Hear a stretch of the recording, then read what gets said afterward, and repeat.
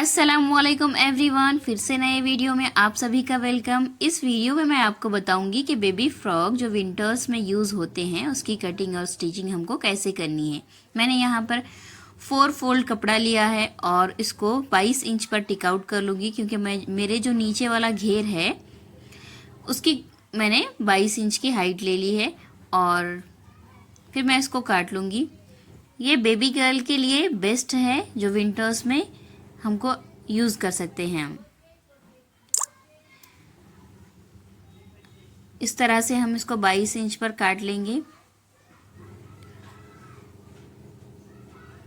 अब हम इसका सेंटर पॉइंट को टिक आउट कर लेंगे इस तरह से।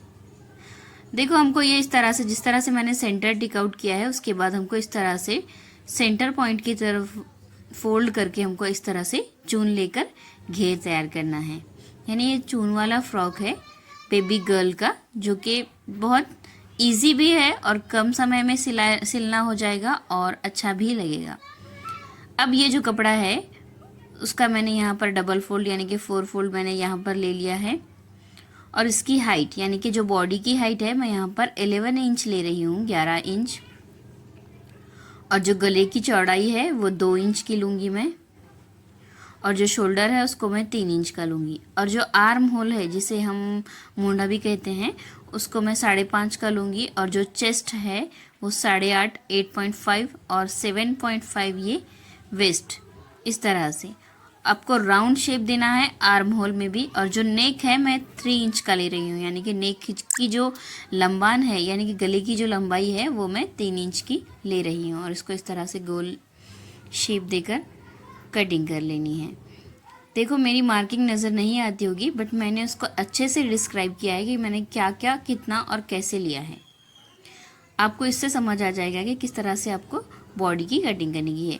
ये हो गई हमारी बॉडी की कटिंग। अब जो बचा हुआ कपड़ा है इसके मैं स्लीव्स बनाऊंगी। स्लीव्स की जो हाइट है मेरी वो है 15 इंच और जो चौड़ान है वो 6.5, क्योंकि मैंने चेस्ट जो है ना वो 8.5 लिया है तो उससे 2 इंच कम यानी कि 6.5। और 3 इंच हम इस तरह से साइड से नीचे आएंगे और उसको कर्व शेप देंगे इस तरह से।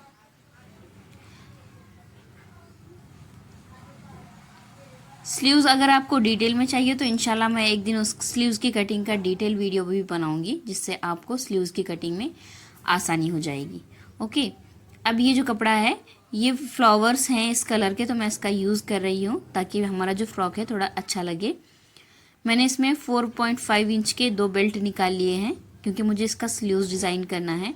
और मैं इसको फ्रंट नेक के भी पास इसका पैच का डिज़ाइन बनाने वाली हूँ। सबसे पहले मैं यहाँ पर कैनवस की कटिंग कर लूँगी। ये देखो, मैं 7 इंच तक पैच बिठाने वाली हूँ। और जो गले की 2 इंच की चौड़ान है और 3 इंच का हमारा शोल्डर है तो मैं यहाँ 2 लूँगी ताकि शोल्डर से 1 इंच कम मेरा पैच रहे। मुझे यहाँ पर लेस का डिज़ाइन बनाना है और इस तरह से 4 इंच पर टिक आउट करके मैं इसको राउंड शेप दे दूँगी और इस तरह से इसको काट लूँगी। अब ये हमको जो प्लेन फैब्रिक है हमारा जिसका मैं पैच बनाने वाली हूँ उस पर रख कर हमको इसे काट लेना है अच्छे से। अब हम इसको स्टिच करते हैं इस तरह से। आप इसको प्रेस भी करके चिपका ले सकते हैं बट मैं यहाँ पर एक सिलाई लगा रही हूँ। अब ये जो एक्स्ट्रा कपड़ा है, एक्स्ट्रा फैब्रिक, उसको हम काट लेंगे और उसको हल्का सा एक बारीक फोल्ड करके इस तरह से उसकी सिलाई लगा देंगे। बहुत इजी है, आप लोगों को बहुत इजी लगेगा अगर आप बनाओगे तो, क्योंकि ये कोई हार्ड वर्क नहीं है। ओके, अब मैं ये लेस यहाँ पर यूज़ कर रही हूँ जो कि फ्लावर वाली है, एम्ब्रॉयडरी की फ्लावर वाली लेस मैं यहाँ पर यूज़ कर रही हूँ। लेस को मैं अंदर साइड से रख कर मारना चाहती हूँ, हाफ यानी कि आधा पार्ट मुझे दिखाना है और आधा छुपाना है इस तरह से। ये देखिए, अब इसको हम पूरा राउंड शेप में लगा देंगे।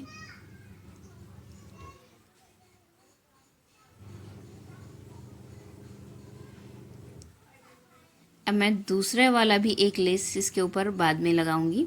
अब इस तरह से मुझे नेक रख कर इसको लगाना है। देखो इस तरह से फोल्ड करके मैं इसका सेंटर निकालूंगी और इसको थोड़ा ओपन करना है ताकि हमारा जो नेक है बच्चों के लिए इजी जा सके। फ्रंट साइड पर रखकर हमको बॉडी के फ्रंट साइड नीचे से हमको रखना है जो हम पैच लगा रहे हैं, और बॉडी को सीधी तरफ हमारी तरफ रखकर इस तरह से सिलाई लगानी है। बिल्कुल जिस तरह से मैं यहाँ पर कर रही हूँ आप बिल्कुल उसी तरह से करिएगा, यानी कि सीधी तरफ ही हमको रखकर नीचे पैच को रखकर मारना है सिलाई। अब इस तरह से हम इसको ओपन पलटा कर एक सिलाई लगा देंगे। ध्यान रहे कोना जो है नो कॉर्नर हम अच्छे से बाहर निकल जाए और ये सेंटर में आ जाए इस तरह से। फ्रंट में मैं शो बटन का यूज़ करने वाली हूँ, इसीलिए मैंने यहाँ पर ओपन रखा है ये इस तरह से। अब ये जो ओपन है इसको हम यहाँ पर कैनवस का एक फोल्ड लगाकर कपड़ा हम उसको अंदर से अटैच कर लेंगे।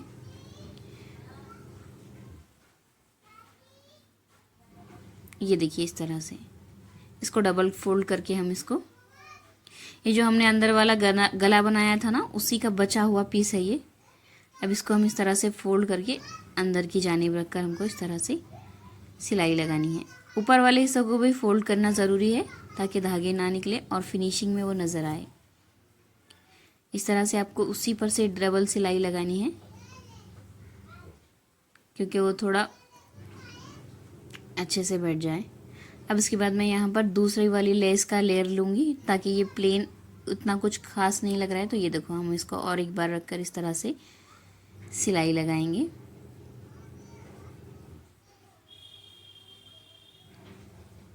अब हम पीछे वाले बॉडी के पार्ट को लेंगे और उसको पाइपिंग करेंगे, वो प्लेन वाले जो फैब्रिक है हमारा उसकी।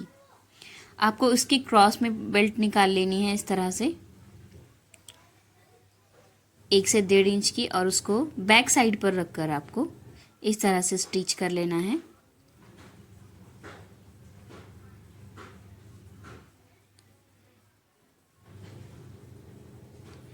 और इसको आपको इस तरह से अंदर का मार्जिन काट लेकर इसको पलटाकर इस तरह से सिलाई लगानी है।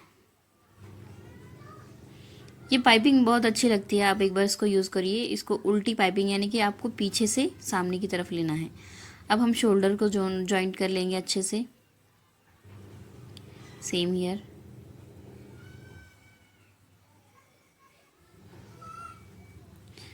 अब इसको ओपन करने के बाद मैंने जो फैब्रिक 4.5 इंच का जो कपड़ा मैंने काट लिया था उसकी मुझे सबसे पहले फ्रिल बनाकर लगाना है स्लीव्स को।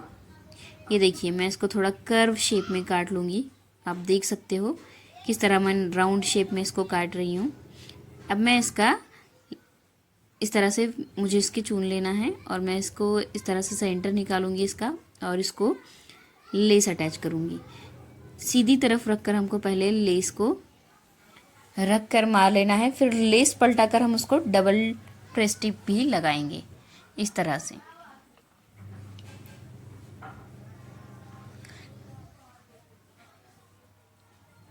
इस तरह से आपको सिलाई लगा लेनी है और आपको फिर सेकेंड वाली भी सिलाई इस तरह से फोल्ड करके आपको प्रेस टिप लगानी है ताकि आपको हाफ हाफ ही आपकी लेस नज़र आए और अच्छा भी लगे। ये बिल्कुल सिंपल डिज़ाइन है और बहुत अच्छा भी लगेगा। आप एक बार इसको ज़रूर ट्राई करिएगा। विंटर्स में जो बेबी फ्रॉक यूज़ करते हैं ना, बेबीज़ के लिए बहुत अच्छा लगेगा। इसको आप शोल्डर की तरफ फोल्डिंग करके आप इसको इस तरह से लगा सकते हैं। सेम आपको इधर साइड से भी यूज़ करना है। शोल्डर की तरफ आपको चुन लेनी है इस तरह से, बिल्कुल। अब इसके बाद हमारा जो स्लीव्स है हम इसको स्लीव्स रखकर स्टिच कर लेंगे इस तरह से। फिटिंग से 2 इंच कम हमको वो चून ले लेने हैं ताकि हमको उसको फिटिंग में नहीं लाना है और वो उसी तरह अच्छा लगेगा, यानी कि वो फिटिंग में नहीं आएगा। तो ये देख सकते हो आप, बहुत प्यारा लगेगा। आप इसको बिल्कुल ट्राई कर सकते हो। ये फ्रंट वाले साइड को हम इस तरह से फोल्ड कर लेंगे और एक प्रेस टिप लगाएंगे।